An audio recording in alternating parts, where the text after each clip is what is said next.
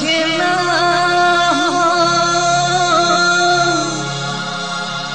hin kun gelo zeno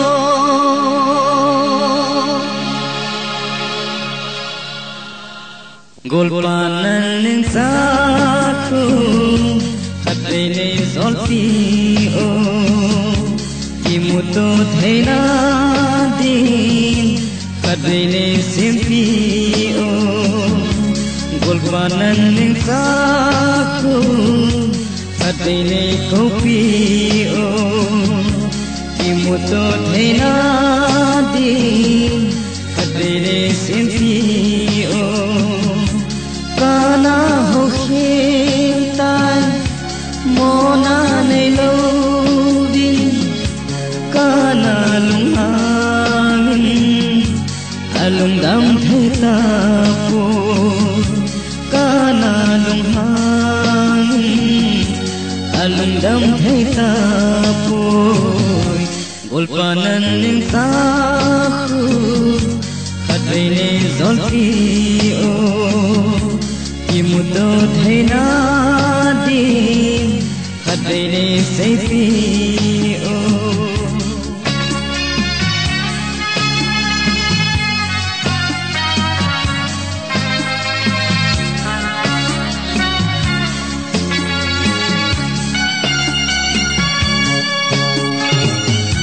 kana ho khilse a tu sang khate subang phanu chu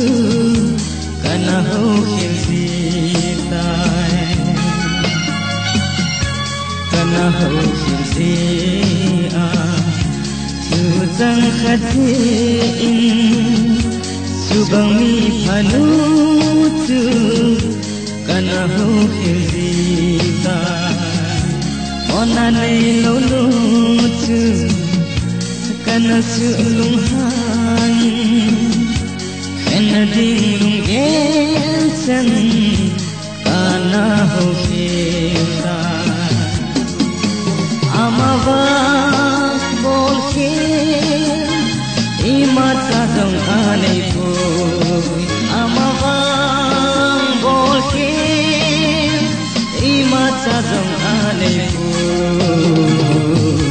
golpanan ning sakhu hatene zolfi o imuto theina din hatene seipi o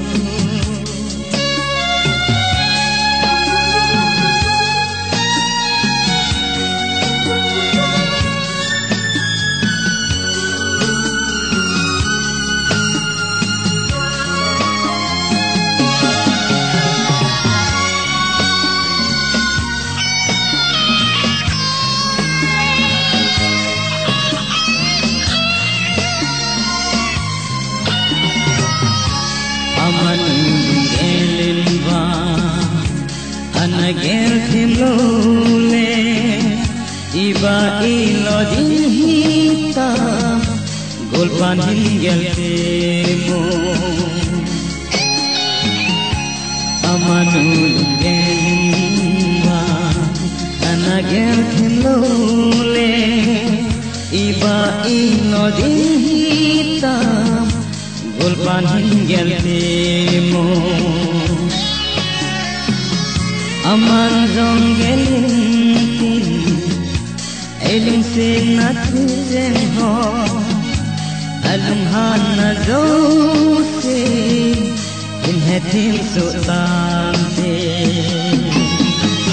amaban bonke imata zong anei po amaban suhi imata zong anei po golpanan ning sakhu hatene zolfi o imuto theina din hatene seipi o kana ho khita mona nei lo bin kana lung han alundam tapo kanalum hangin alundam